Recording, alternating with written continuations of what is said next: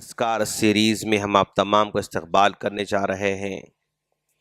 اذکار سیریز میں ہم لوگوں نے سید الاستغفار کا آغاز کر رکھا تھا، جس میں ہم نے اللہم انت ربی لا الہ الا انت ان دو جملوں کو سمجھنے کی کوشش کی تھی۔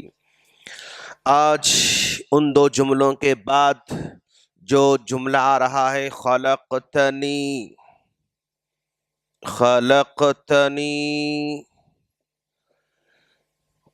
وانا عبدک،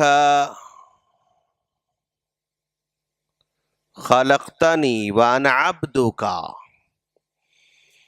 اے اللہ تو نے مجھے پیدا کیا۔ خلق پیدا کرنا، الخالق پیدا کرنے والا، یہ اسماء حسنہ میں آتا ہے۔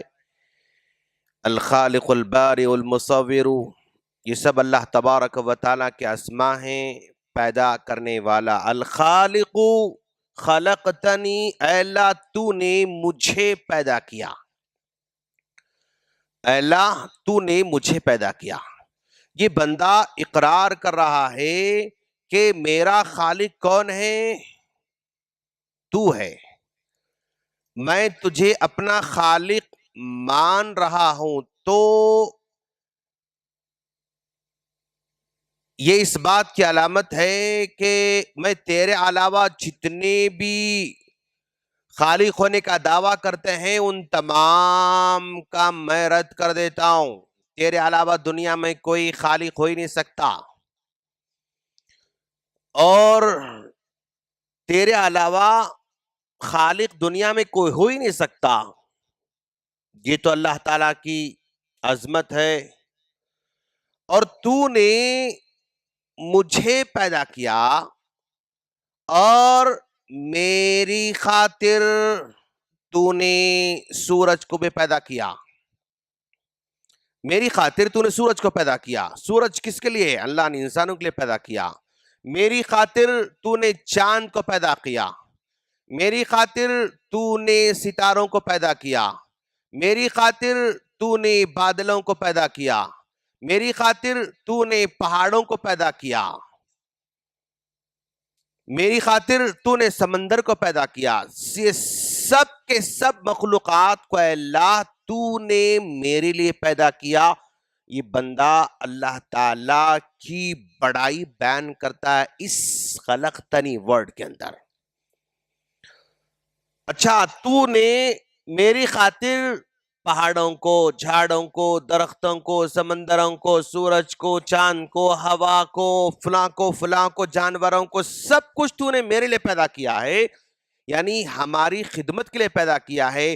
اور تو نے مجھے جس مقصد کے لیے پیدا کیا ہے وَمَا خَلَقْتُ الْجِنَّ وَالْإِنسَ إِلَّا لِيَعْبُدُونَ، تو نے مجھے پیدا کیا اپنی عبادت کے لیے، اور میں وعدہ کرتا ہوں کہ میں اپنے اس جو ہے وعدے کو پورا کرنے کی کوشش کروں گا۔ خلقتنی، تو نے مجھے جو پیدا کیا ہے نا، مجھ کو پیدا کرنے کا مقصد عبادت ہے۔ اور جیسا کہ ہم نے لا الہ الا انت میں بحث کی تھی، یعنی مجھے پیدا کرنے کا مقصد عبادت ہے، تو پھر یہ میری ساری کی ساری عبادتیں، چاہے وہ قلبی ہوں، میری عبادت چاہے وہ قلبی ہوں، چاہے وہ بدنی ہوں، یعنی بدن سے انجام دی جانے والی عبادت، چاہے وہ مالی ہوں، ہر طرح کی عبادت باری تعالیٰ میں تیرے لیے سونپنے والا ہوں۔ چاہے دل کی اذکار ہوں، دعائیں ہوں، خوف ہو، توکل ہو، یہ سب تیرے لیے۔ چاہے میری مالی عبادت زکوٰۃ کی شکل میں، صدقے کی شکل میں، حج کی شکل میں، سب تیرے لیے۔ تو بندہ یہاں پر اپنی ساری عبادتوں کو اللہ کے سامنے سونپنے کے اقرار کر رہا ہے۔ وَأَنَا عَبْدُكَ، اچھا میں تیرا ہی بندہ ہوں۔ وَأَنَا عَبْدُكَ، میں صرف تیرا بندہ ہوں۔ عبد ان کے معنی غلام۔ غلام کا جو کانسیپٹ ہے، غلام کا مطلب یعنی قدیم زمانے میں جنگوں کے اندر جو لوگ قیدی بن کے آتے ان کو غلام بنا لیا جاتا تھا، اور وہ ہمارے غلام اگر بن رہے ہیں تو انہیں روٹی دی جاتی، کپڑا دیا جاتا، اور ان کو رہنے کے لیے جگہ دی جاتی، اور اس کے بدلے میں مکمل طور پر ان کی زندگی ہمارے حوالے ہو جاتی تھی۔